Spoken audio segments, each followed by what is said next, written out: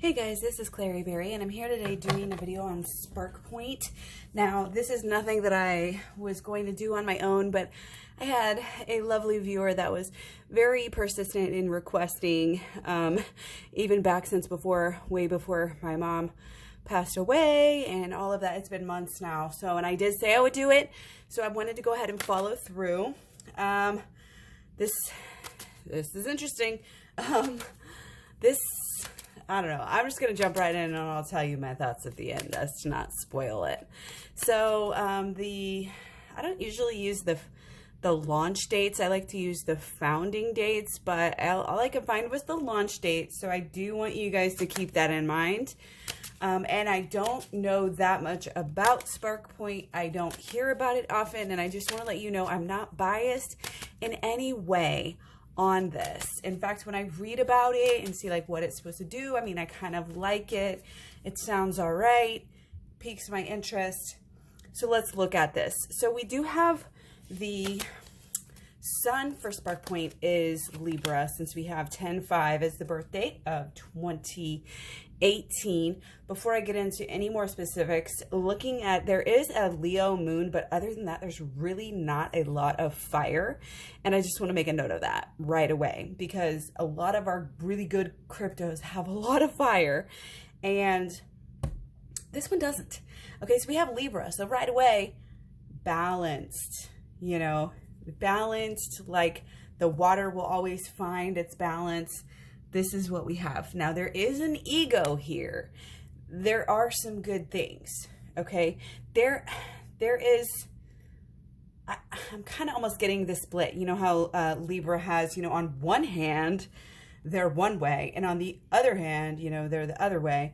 And sometimes when Libras get around other people, they can change, they can be like that. And I'm just getting like, the scales have two different sides, that it's like it's trying to balance out its good side and its bad side, which we all are. We really all are. So the sun again is in Libra and the moon is in Leo. Okay. So, woo. Okay. So, yep, there we go. There's our Leo. There's our Libra, our scales. It's almost like we have our Leo moon here. It's like delusions of grandeur is coming up a little bit here, and that comes up later, but it's kind of, it's like a theme that's coming here. It's like it really wants to, you know, be a leader, to go to the heights, but it's stuck out here in the middle, you know, of somewhere it doesn't really want to be necessarily. And again, there's this, maybe the ego is ahead of where it needs to be. I'm just going to say that. So let's get into this. What actual aspects do we have here for the birth report of Sparkpoint? So one of the first things we notice, we have a sun is square Saturn. So this is struggles, you know, especially with what, you know, Sparkpoint is trying to do. It's going to be struggles in the success. Okay. It's having trouble, I think, getting its point across to people. And there's really a real issue with reality here. And again, you'll notice the themes that I go over. We talked about the balance before, so just keep that in mind, balancing out the good side and the bad side. But yeah, there's definitely the sun in conjunct natal Neptune. Not a hugely bullish aspect. Again, it's kind of equal, even. Yeah, just there. Again, the outer view and the inner view. Like if Sparkpoint was actually an entity, you know, that was capable of being self-reflective, you know, it wouldn't be. It's not. Something's not matching up here. Okay. So that's interesting. So we also have Sun square natal Pluto. This is more challenges, you guys. This is more negativity. Okay. There might be some momentum. I'm not going to say it's all negative. It's just that there's definitely issues with where you want to go. And there's actually like, it's almost like an insecurity theme that shows up in a lot of these different aspects. And again, it's like trying to be something it's not, but why? That leads us into our next aspect. We have Mercury is opposite natal Uranus. So you have that erratic Uranus behavior that can sometimes get it into trouble. But also really here, again, the thinking, the Mercury here, yeah, the Fool. I'm not surprised to get that. This is major, okay? Major delusions, okay? More conflicts.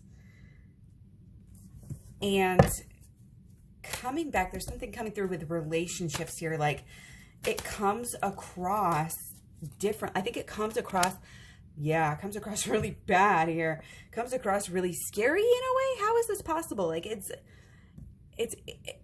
seems like a good, you know, project when you look into it. But I think, I don't know, there's something about the, oh gosh, just all these issues. You notice all of these squares, but it's just like Mercury square Pluto. That's harsh, man. This is just some harsh opposition energy. It's like, oh, you know, the world is against me, or, you know, I'm not worthy kind of energy. It's just always coming back around to, you know, really never kind of being able to get what it wants. And again, it's because it just doesn't come across in the relationship. It's not coming across right. Okay. And we have Venus square natal Mars. So this would be like, do everything for me energy. You know, like I want, you know, it's just causing issues, causing problems. And it could be quite a bit of drama that kind of keeps this from growing. Okay. There's Venus is also opposite natal Uranus. So Uranus coming in again. There's some rebellious, you know, issues, but there is where you see some of that insecurity. So it's always going to be cheating itself. I think there's something within Sparkpoint possibly here too. I don't know if it's the people that are running it, or if it's just the functions.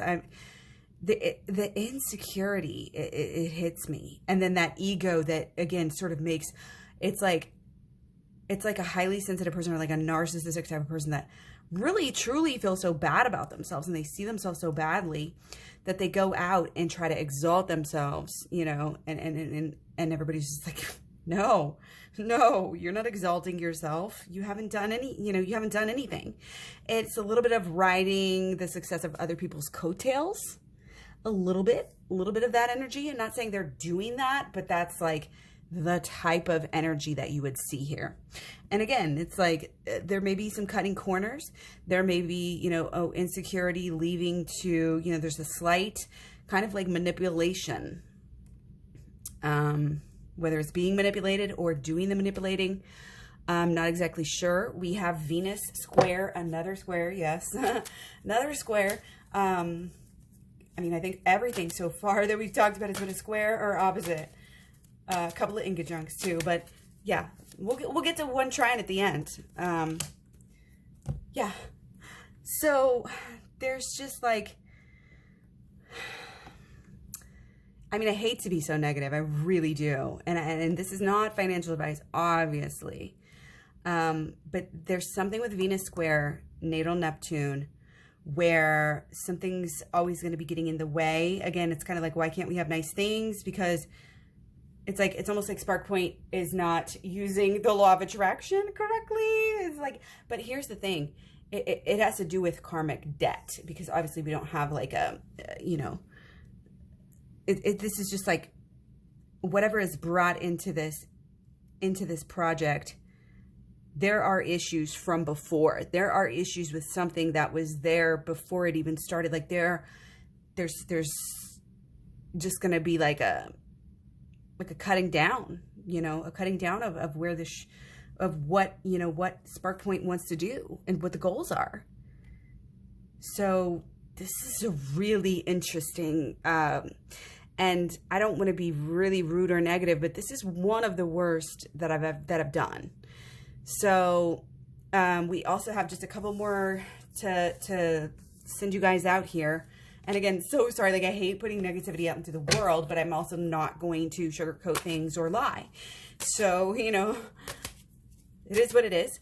But we have a natal, we have some doubt and challenges also coming in because we have our North Node is actually in conjunct the midheaven, the natal midheaven. So again, we have this, you know, both of this, like, again, like, why isn't it getting better? Why isn't it, like, you're always, it's that, oh, always comparing yourself to somebody else, always cheating yourself, can't live in the moment, self-doubt. It's like if Sparkpoint was personified, it would be just the most almost like needy, insecure person or something, because and it just gets in the way of it trying to do a good job. I see maybe some rebirths and some changes and trying to do things, but it's just like these challenges just keep coming and hitting you, you know, and in a way it's like, hold on, you know, hold on to what you have. You might get, you know, a little growth. Because, and here, let's just get to something positive here. We have Sun trine natal Mars. Finally a trine. And guys, this is not every single aspect. It's just like by the time I got down here, I've seen enough. Like this is enough for me to know, you know, when we're doing a birth report, this is the essence, you know, and it's almost like it's going to be a forever child. It's going to remain, it's going to be one of those children that never grows up, never moves out, never learns how to pay their own bills, you know, just eats pizza in the basement. It's just like, no, for real though. Sun trine natal Mars, this is good energy. This is helpful energy. This is problem solving, you know, how can I help? But again, that theme of manipulation comes up, you know, it's like there's something to watch out for in there. And maybe, you know, it has a good heart and it's just like, it's not catching on. It's just all these challenges are really, again, some kind of a karmic, retribution that has to be paid through this somehow. I don't know exactly. Again, not saying it's horrible. Please use your own judgments and your own intuition as well, and your own, you know, what you can interpret my words and you can interpret the cards and think for yourselves, guys. Really do.